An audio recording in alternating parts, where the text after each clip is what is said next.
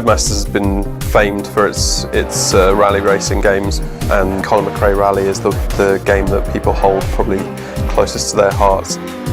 There was a definite desire for us to return to our more rally-based roots that we'd obviously started with in the Colin McRae franchise. That's the game we want to make, that's the game the fans are asking for, and you know, as an art team, we're loving making that kind of game again as well. Early access was really interesting because obviously we were releasing new content every month, and that's something that's quite different from how we normally work.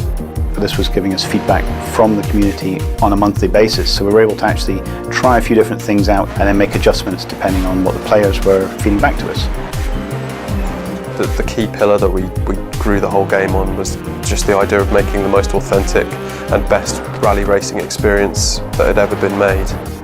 We started from the ground up, looking at what we needed to do with the tracks, how we needed to change the cars to make sure that they drove properly within those tracks, getting that feeling right, that sense of actually flowing through a stage, and I guess that sense of impending doom if you ever do go off the road.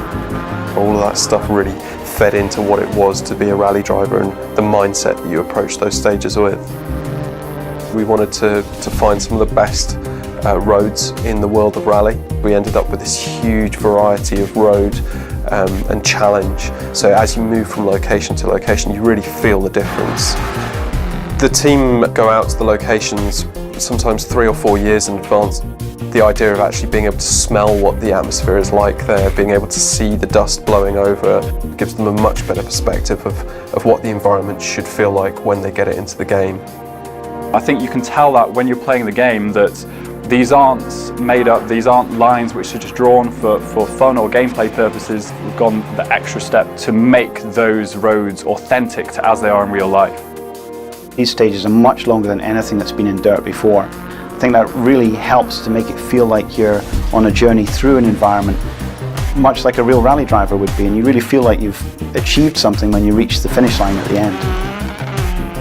We'd always made amazing recordings of our engine sounds and gravel kick-up effects, but we'd never really utilised them to their full potential with the old physics engine. Just bringing up the level of detail in the physics instantly brought up the level of detail in the audio, and it meant that when we went out and recorded new cars, we knew that we were going to get even better fidelity out of the experience.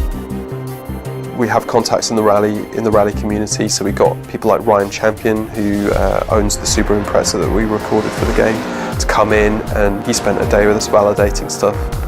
We had this amazing moment where Kevin Abring, driver for Hyundai WRC, actually picked up the game and started doing these amazing world record breaking runs. It was just set us on that path of knowing that this game was special and understanding that rally drivers were really enjoying the experience of driving it, and I think that's probably the best validation we could get.